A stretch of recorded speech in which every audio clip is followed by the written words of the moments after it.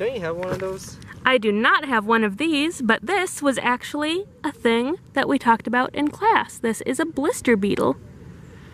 Does it give you blisters? It can. In fact, the only reason why I'm encouraging it to walk on my hand right now is oh, it's trying to eat me. Whew! It really tried to eat me. And it vomited on me. And it's playing dead now? No, it's not playing dead now. But hey, bonus points. Right, bonus points. I might have blisters later because apparently I scared it despite the fact that I was trying really hard not to scare it. And I've handled one of these before and didn't get blisters. Maybe because your hand was warm, whereas the ground isn't. Gotcha.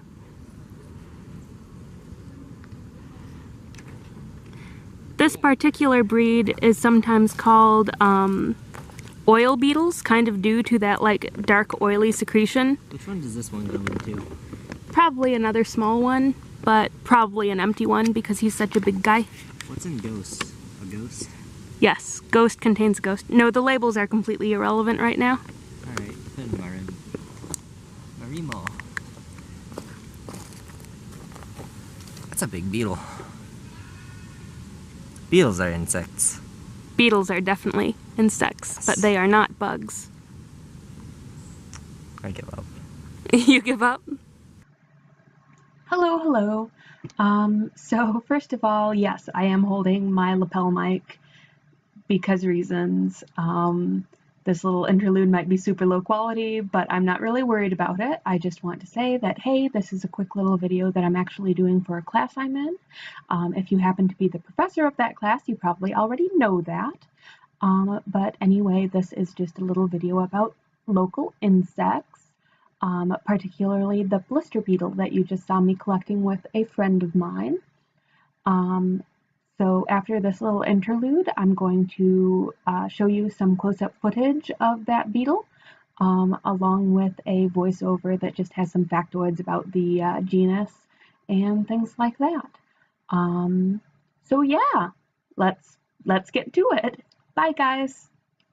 As you can see, at this point, I am not in the least bit concerned about this little girl blistering me at this point. I only say girl because she's in the genus Melio. And while I don't know if this is necessarily true for this particular species of Melio,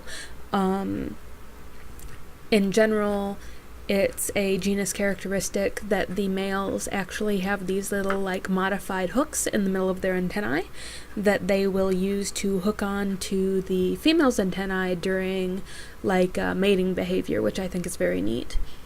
The toxin that they use for the blistering is called cantharidin, which I'm sure I just completely murdered that name.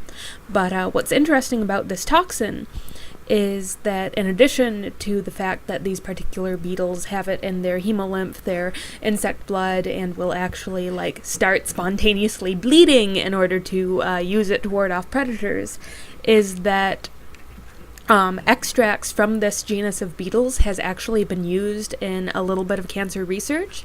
Nothing involving humans, of course, but a couple studies involving mice and rats have actually had some pretty encouraging results about the possibility of using this toxin as a anti-cancer agent, which is just, you know, absolutely phenomenal because, like, what?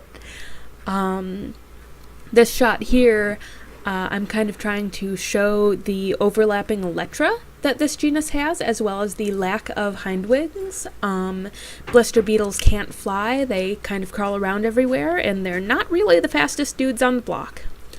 While this girl right here is mowing down on some carrot, and in fact most of the adult beetles do eat plant material of some sort, the larvae have actually frequently been described as devious, which is such a great, powerful word for little insect larvae.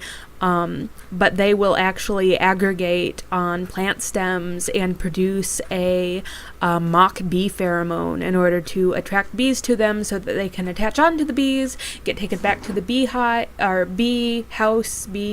place, and then eat the bee larvae, which is absolutely devious and Halloween themed, and I love it, and beetles are scary.